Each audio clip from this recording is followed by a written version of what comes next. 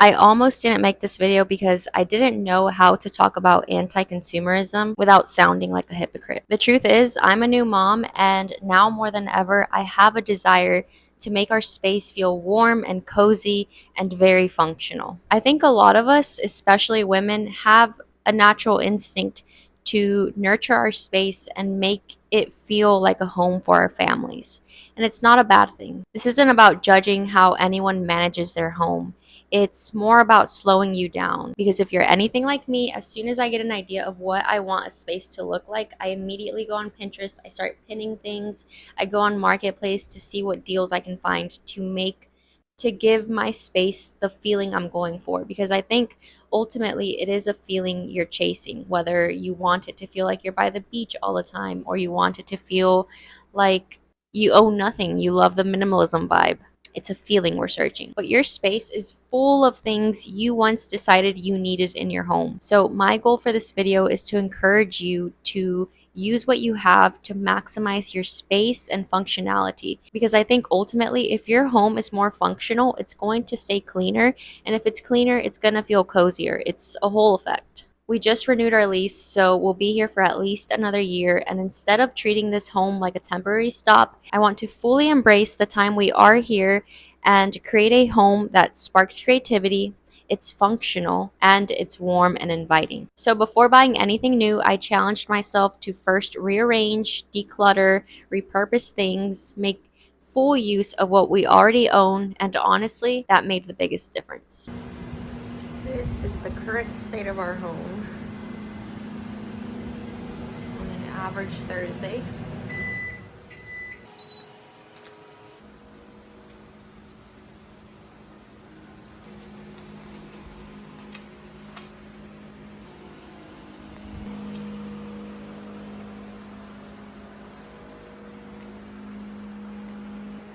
Something's gotta change, huh? I just moved the table so that it's now vertical, parallel to the kitchen. Too soon to tell if I like it. Put these little cushions on the bench. We never use the bench because it's so uncomfortable to sit on with no back support. So I thought using the wall as back support might help. And then we don't have any dining chairs. I want to get some. We've just been using these office chairs for the longest time, but it's so annoying because they're so bulky and big.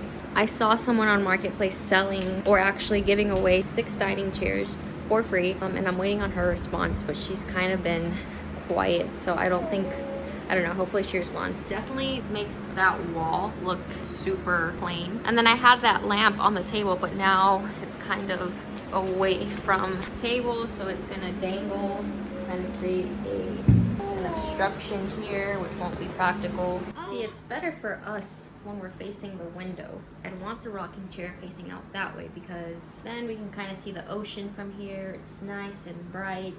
It feels more open for some reason. More living room-y, for lack of better words, because it's its like own little area. So I think what we're gonna do is put the rug this way, this right here, and then the couch right there. The couch will divide the dining slash kitchen area. There's gonna be some division. Let me turn off the fan because it's not even hitting me.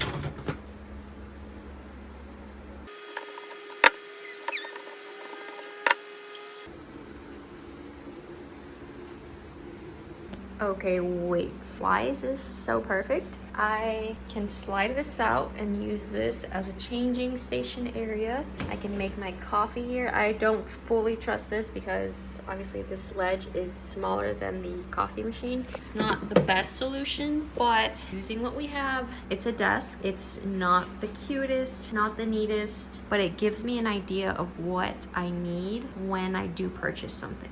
Love it.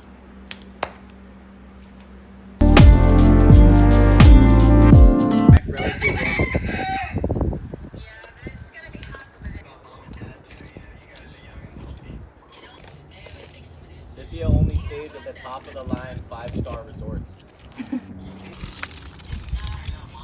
Where are we going first? Where are we going?